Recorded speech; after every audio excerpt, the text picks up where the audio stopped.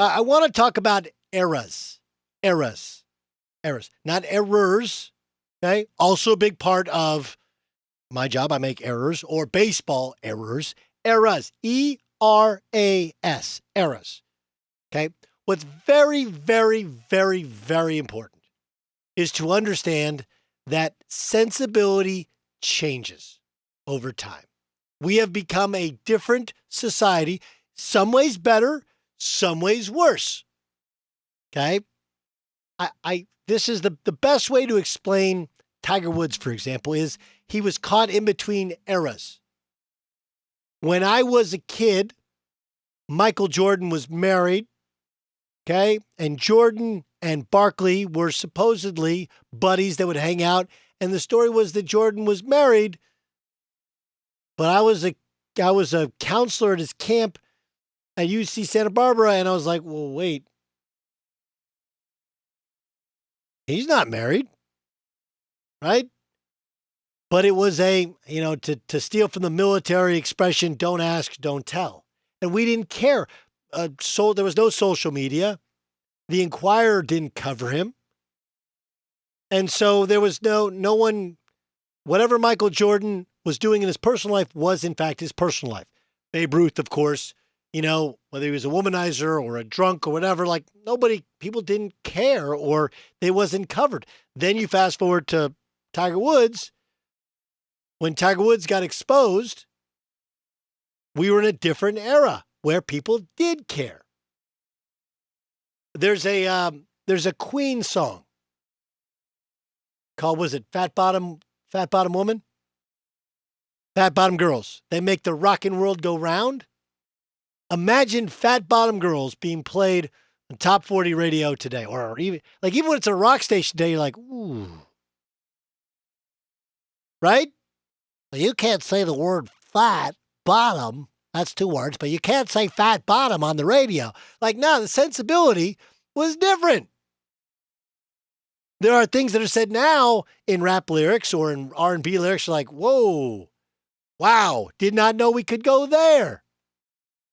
Let me lick you up and down till you say stop, right? You're like, wait, what did he say? Whoa. The same is true in sports, right? There are things that you could get away with back in the day, you can't get away with now. And you know what I think you couldn't get away with now? And it wasn't that long ago? Steroids. There's this sense that I think people get now, especially younger people get now, was like everybody was shooting up. Nobody cared. All the guys were in on it. We had Matt Holliday on yesterday, who's a 7-time All-Star, 4-time Silver Slugger. If you took out the steroid era, he would likely be a Hall of Famer. Mark Grace, Amazing Grace, who's my favorite baseball player as a kid. We went to the same high school, not at the same time. He's older than me. Mark Grace had more hits than any hitter in the 90s, not in the Hall of Fame. Never been accused of being a steroid guy. But because of steroid guys, the amount of time they played, the number of hits they accrued, his stats in many ways pale in comparison to other guys of a similar generation.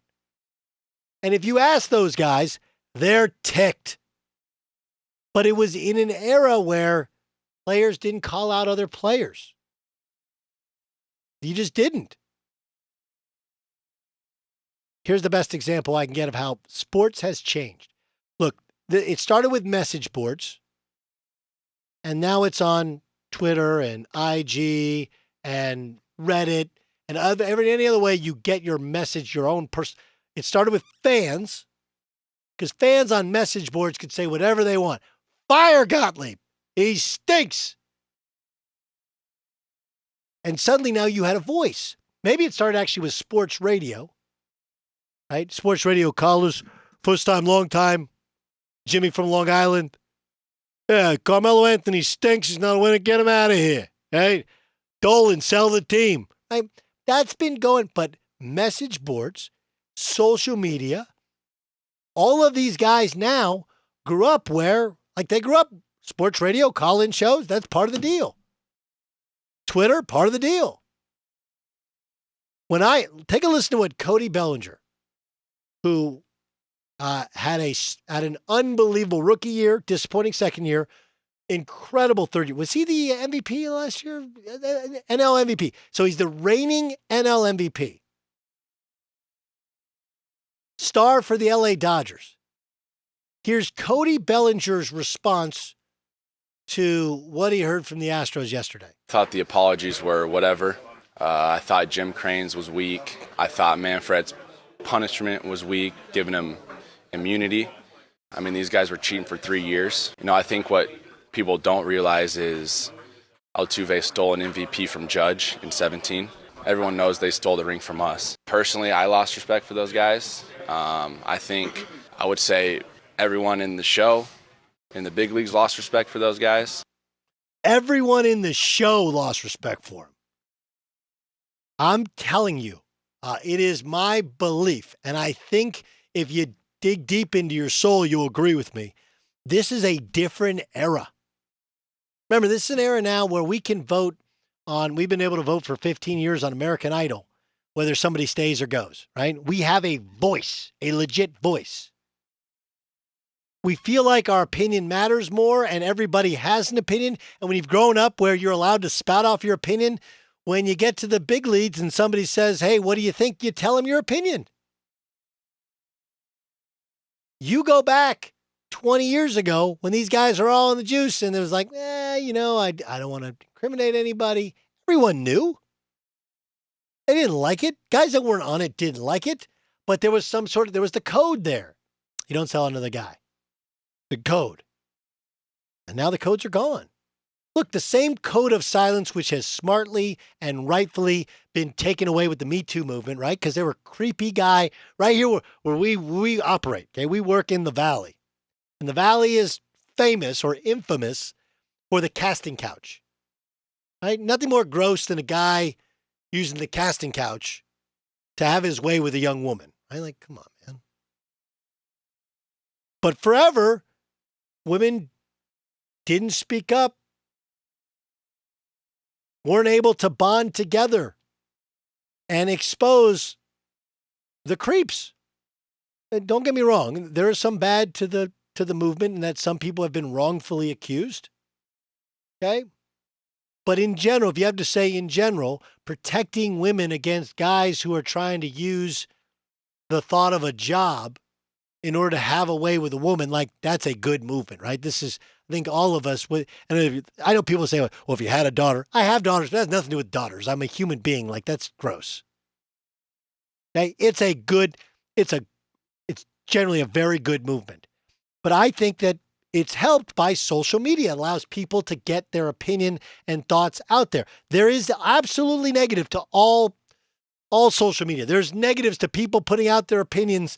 And once it's out there, it's really hard to get it back. Even after you delete it, you scrub it, somebody took a screenshot of it, whatever. But one of the things that it created was everyone believes their voice can be heard and matters. It makes your voice feel more powerful. And in this case, Cody Bellinger, who's the sitting MVP, is more powerful. And I think it's one of the things that has motivated him. This era where guys are like, screw the code. They took a World Series from us. They took an MVP. He's talking about Judge. That's not his MVP. Took an MVP from Judge.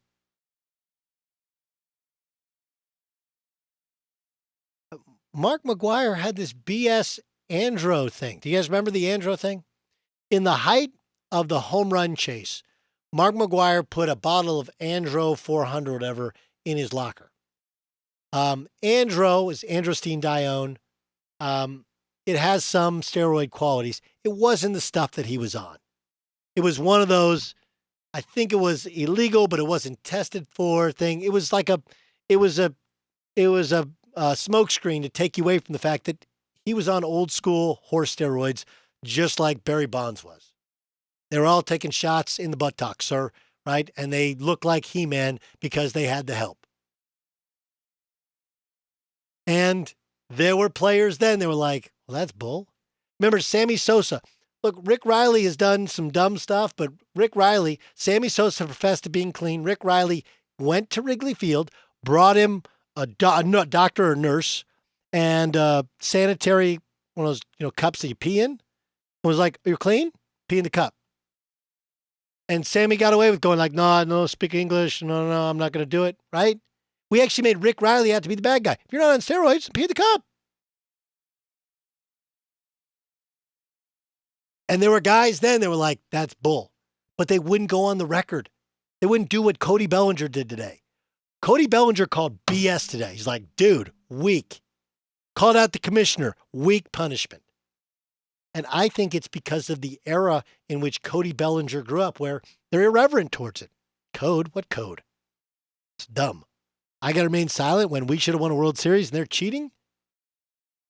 How is that fair? Then they can't even, then when they're caught and they get immunity and they're not getting punished, they still can't come clean? Get out of here. I call BS. Only they used to call BS in the privacy of their own locker rooms. Now they're willing to do it on camera. It is, the older you live, it is fascinating to see that some things, bell bottoms come back, right? Some things come back, some styles come back, but eras do in fact change. And we are in an outspoken, irreverent, don't care about what the system has always told us to say culture. Matter of fact, it's the anti-system system. And there are some very good things that come from it. Not all perfect.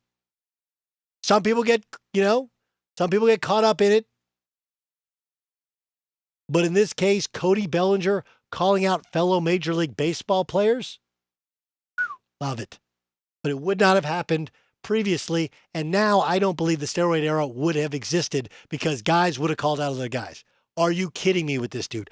He is built like a brick you-know-what house. That just doesn't happen overnight. I'm not buying it.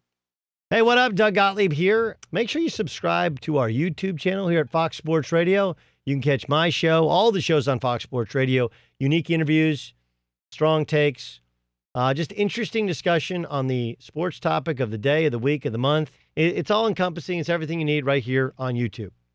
Subscribe.